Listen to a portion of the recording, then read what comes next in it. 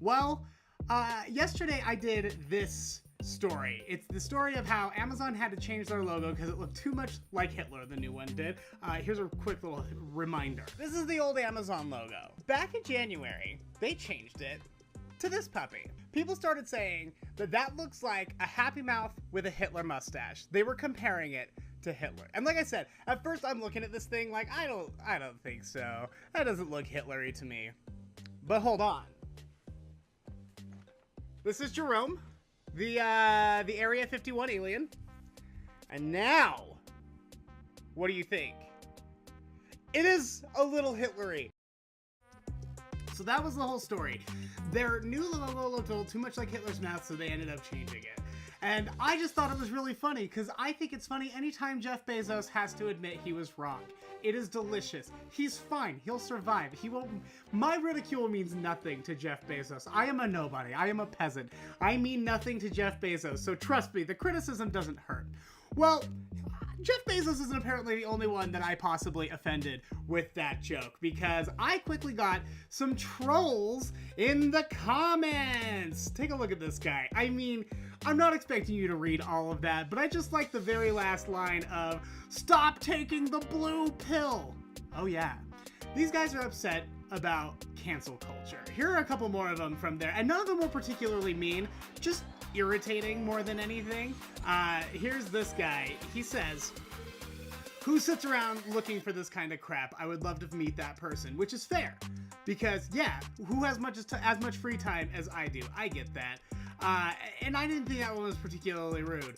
But then he got a little buddy involved, and he goes, his buddy here is like, almost as bad as the guy making a video and agreeing with all this nonsense. Yeah, because I like watching Jeff Bezos have to spend money designing a new logo because it's hilarious. That's it, man. It's not any propaganda or anything. It's just that I think it's funny to make Jeff Bezos do things. And then our buddy Ken from the top there is like, "Oh, the blow-up green alien said it all." Excuse me. I'd like to know exactly what Jerome did to you.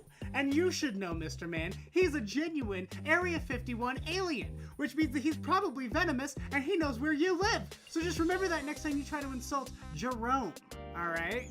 And then, of course, nothing could be complete without our buddy Aiden, who's like, "I promise whoever it is a Democrat." Okay.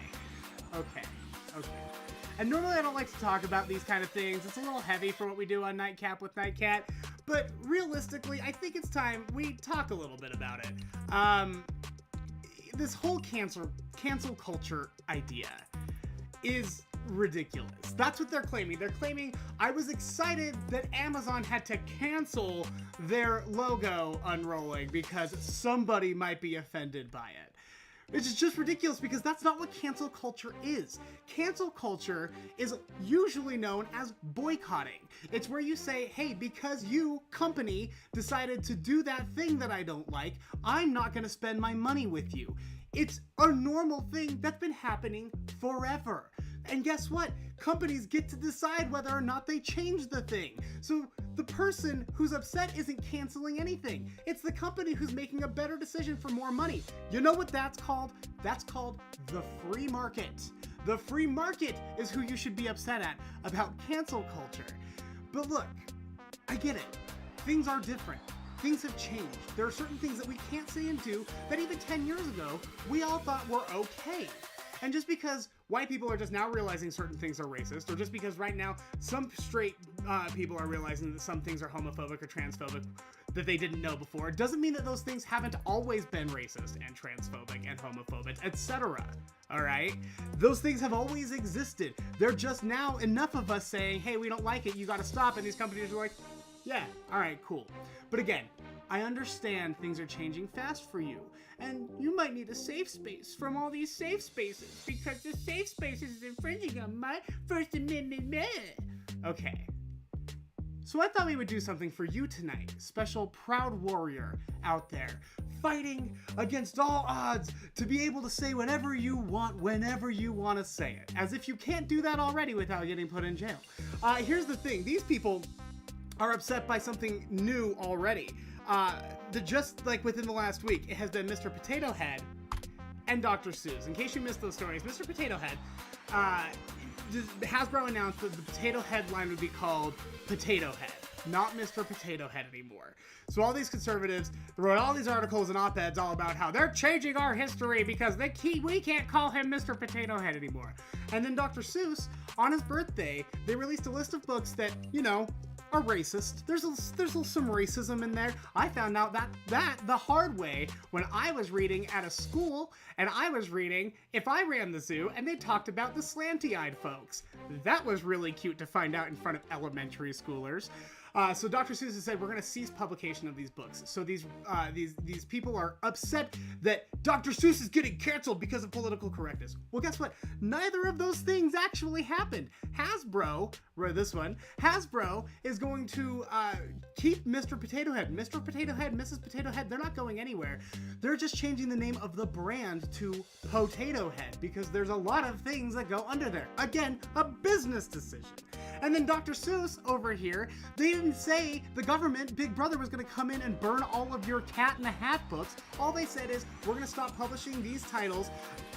You can keep it. You can find it. I'm sure there are 1,000 copies of those books in any used bookstore. No one's canceling anything, so you've got to chill out. But you're right. You aren't able to say and do whatever you want like you used to be able to say and do whatever you want. So I thought we would give you a moment to mourn and get over that fact so you stop being such a baby. And I thought we would do it to the tune of Don't Cry Out Loud by Melissa Manchester. And since it is a funeral and we are mourning, here's what we can mourn, everybody. Ooh, a veil. I actually couldn't play Don't Cry Out Loud by Melissa Manchester because I don't own the rights, so I'm just going to have to sing it to you. And I'm going to allow you to mourn these things that I don't think are that big of a loss, but obviously you're having a hard time with it. Don't cry out loud, just keep it inside. Learn how to hide your feelings. Fly high and proud. And if you should fall, remember you almost had it all. Don't cry out loud, just keep it inside. Learn how to hide your feelings. Who even does this? Feelings. Fly high and proud. And if I should fall, remember I almost had it all.